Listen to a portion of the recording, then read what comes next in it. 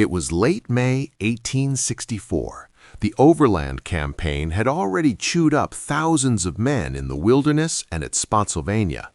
Both armies were exhausted, bloodied, and running on fumes. Grant kept pushing south, determined to keep the pressure on Lee no matter the cost. Lee, ever the master of maneuver, had other ideas.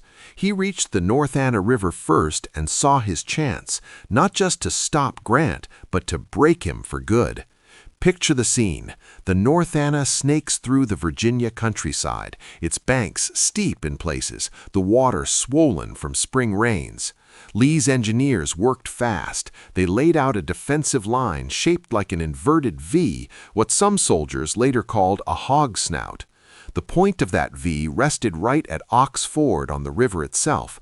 One leg stretched northwest, the other northeast. The whole formation sat on high ground, protected by earthworks, artillery positions, and the natural barrier of the river. Why this shape? Because it was perfect for dividing an enemy. If Grant's much larger army crossed the North Anna at multiple points, the V would slice it apart. The two wings of the Union force would be separated by miles, unable to support each other quickly. Lee could use his interior lines, the railroad and shorter roads behind his position, to shift troops rapidly from one side to the other. He could mass against one isolated Union wing, crush it, and then turn on the other. It was elegant, it was deadly, and for a moment it looked like it might work. Grant's army approached in columns. On May 23rd, the Union forces began crossing. Some waded or boated across at Jericho Mills on the left. Others pushed toward Chesterfield Bridge and other points on the right.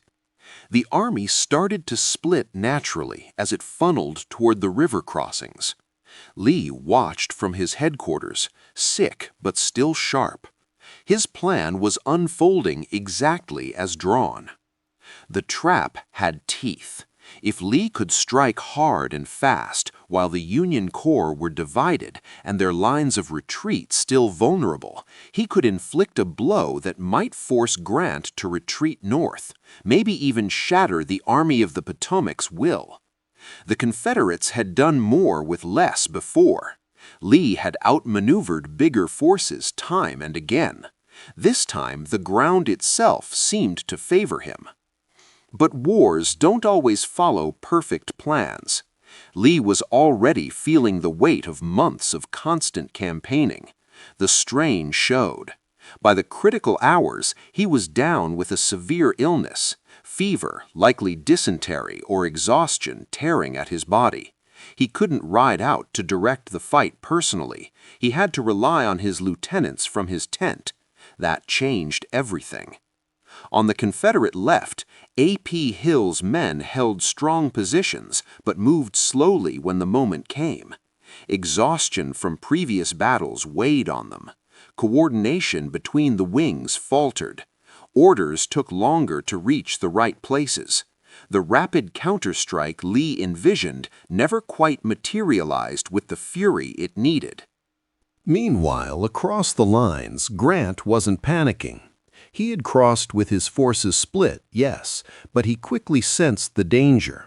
Reports came in of strong Confederate works on both sides. His commanders probed forward and met stiff resistance.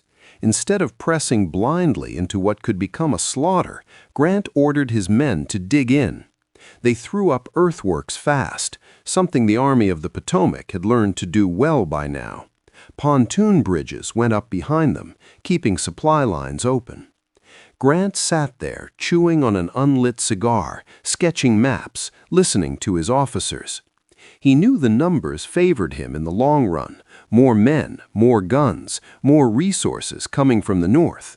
But he also knew that getting trapped with his army divided could undo all of that in a single afternoon.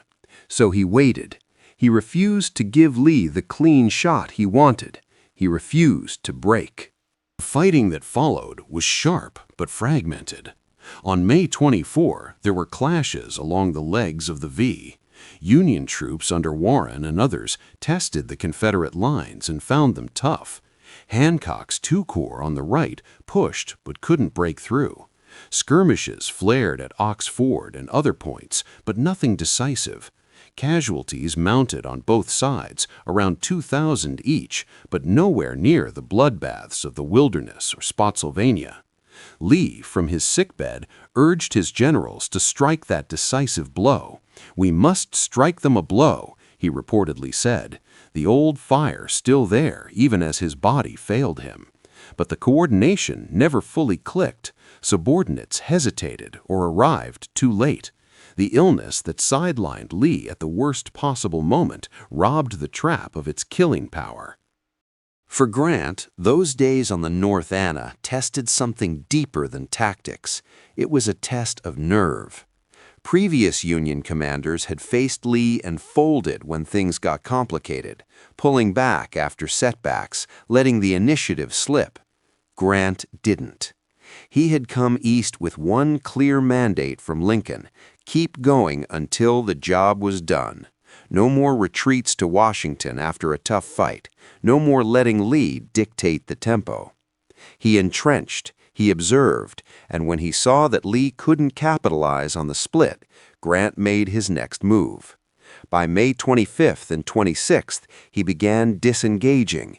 He left a rear guard to mask the movement and slipped the bulk of his army southeast toward the Pamunkey River.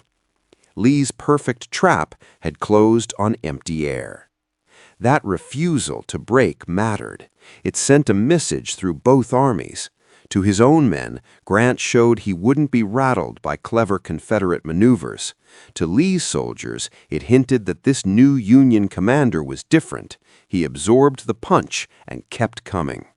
The psychological edge started shifting, even if the tactical result at North Anna looked like a stalemate on paper. Think about the human cost behind those numbers. Soldiers on both sides had marched and fought almost non-stop for weeks. Boots worn thin, rations short, wounds from earlier battles still raw. At North Anna, they dug trenches in the Virginia clay under fire, slept in the open, listened for the next attack that might come at dawn. Young men from farms in Pennsylvania and Georgia, from cities in New York and South Carolina, faced each other across a few hundred yards of ground, knowing one wrong move could end it all. Lee's illness wasn't just a footnote. It was one of those cruel twists that history sometimes throws in. Here was the Confederacy's greatest general, the man who had repeatedly turned potential defeat into stalemate or victory, laid low at the exact hour when his boldest trap needed his personal touch. Without him in the saddle directing the counterattacks, the V formation became more of a strong defensive line than the deadly snare it was designed to be. Grant, for his part, later reflected on the campaign with characteristic bluntness. He saw Lee's army as really whipped in spirit, even if it could still bite hard. North Anna reinforced that view for him. The Confederates had the position, the plan, even the momentary advantage of divided enemy forces, yet they couldn't deliver the knockout. After North Anna, the armies moved on, to Cold Harbor, then across the James to the long siege at Petersburg. But that standoff along the river marked something important. It showed the limits of even Lee's brilliance when matched against Grant's relentless will. Lee could still outmaneuver, but Grant would not be maneuvered out of the fight. The Overland Campaign as a whole was brutal. It ground down the Army of Northern Virginia through sheer persistence as much as brilliant tactics. Grant understood that he didn't have to win every battle cleanly. He just had to keep the pressure on, keep moving south, keep forcing. Lee designed this trap to force Ulysses S. Grant to react. At North Anna, that approach was tested in its purest form, facing a trap that could have split his army and invited disaster. Yet Grant didn't flinch. He dug in, he waited, and when the moment was right, he sidestepped and continued the advance. That stubbornness, That refusal to let one clever Confederate formation break his momentum became part of the legend that carried the Union armies all the way to Appomattox less than a year later. Lee's trap at North Anna remains one of the most intriguing what-ifs of the Civil War. If he had been healthy enough to command from the field, if his subordinates had coordinated the counterstrike with the precision he demanded, if Grant had pressed forward recklessly instead of pausing to entrench, the outcome might have looked very different. The war could have dragged on longer or taken a sharper turn, but history went the way it did. Lee's deadly plan almost ended Grant's drive. The army was split, the trap was sprung, yet Grant wouldn't break. He held firm, absorbed the tension, and kept the campaign alive. That moment on the North Anna River wasn't the loudest or bloodiest of 1864, but it revealed the character of the two men leading those weary armies. One crafting brilliance on the map, struck down by illness at the critical hour. The other facing potential catastrophe, simply refusing to yield an inch. In the end, persistence met ingenuity, and the man who wouldn't break walked away, still marching south.